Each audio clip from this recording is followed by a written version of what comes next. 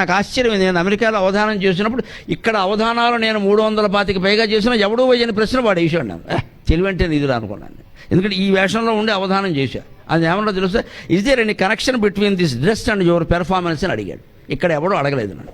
మీకు ఇది ఎలా వచ్చిందండి, లక్ష్మీ గణపతి మంత్రమా, ఉపాసన, గడిది గుడ్డ అని అడుగుతాడు. ఇక్కడ ఇది వేసే ప్రశ్న ఇదే. మీకు పుట్టుకతో వచ్చిందండి, జన్మాంతర సుకృతమా, కష్టపడ్డానాయా చచ్చానని. ఆ కష్టపడితే వస్తుంది ఏంటండి, నమ్మడం. ఎట్టి చచ్చి మన దేశంలో కష్టాన్ని నమ్మరు, ఎంతసేపు కటాక్షాన్ని నమ్ముతారు. అందుకే మనం బాగుపడం.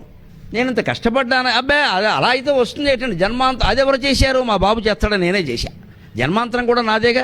జన్మాంతరంలో చేసిన కృషి ఇప్పుడు చేసిన కృషి ఫలించదండి. ఏం అజ్ఞానంలో ఉన్నాం మనం. ప్రతిదానికి జన్మాంతర సుకృతం అంటారేటండి, అర్థం లేకుండా ఆ మాట తీసేయండి. ఏదైనా ఘోరం జరిగితే జన్మాంతర పాపం, ఏదైనా మేలు జరిగితే జన్మాంతర సుకృతం. ఈ జన్మాంతరం కూడా మనకెందుకండి, ఈ జన్మ ఎదురుగా కనపడుతుంటే నువ్వు చూసావా. లాజికల్గా మాట్లాడాలమ్మా, మ్యాజిక్ గురించి ఆలోచించేది, లాజికల్ తార్కికంగా మాట్లాడాలి, అప్పుడు బుర్ర పెరుగుతుంది. ఆలోచిస్తాం కాస్త. ప్రతిదానికి జన్మాంతర సుకృతం. నువ్వు చూసావా, పిల్లాడు ఏమైపోయాడు, పాడైపోయాడు, జన్మాంతరం ఏమిటో వాడికి అర్థం కాదు. పరీక్ష అందువల్ల పోయిందంటే దానికి ఏం చేయాలో అర్థం కాదు.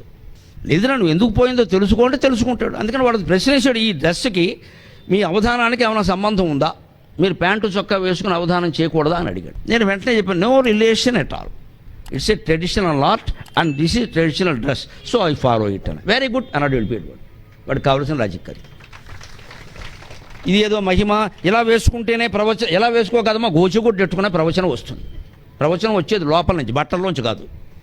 మా ఇంట్లో నేను లుంగీ బనీన్ వేసి కూర్చున్నా ఇదే ప్రవచనం ఇలాగే చెబుతాను. అభ్యంతరం, లుంగీ బనీన్ వల్ల ఆగిపోదు. కానీ 10 మంది సభలో ఉన్నప్పుడు ప్రవచనం, అందులో భగవంతుడి దగ్గర ఉన్నప్పుడు మన సంప్రదాయ వేషం మనకు ఉంది. అందుకని దాన్ని అనుసరిస్తాం. 24 గంటలు ఇలాగే ఉండాలంటే కష్టం. ఎలా ఉంటాం?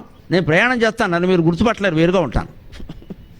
ప్రయాణంలో కూడా ఇలాగే ఉంటే రైలు వెళ్ళిపోతుంది, కింద పడిపోతాం, ఎక్కలేము, పంచి అడ్డమైపోతుంది. ఇక్కడ మనకు అనిపిస్తుంది ఇమేజ్ ఏమిటంటే దరిద్రం. మన సౌకర్యం మనది.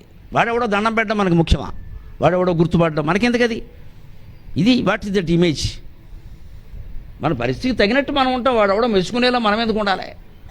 ఇక్కడ ఎందుకు వేస్తే ఇక్కడ ఎలా ఉండడం ధర్మం. అందుకే నేను అదే చెప్పాను, అబద్ధం దాచిపోవాలి. నేను no connection at all, it's fully my performance and my intelligence, but it's a traditional art, it's traditional dress, so I follow it. Very good, thank you అని వెళ్ళిపోయాడు.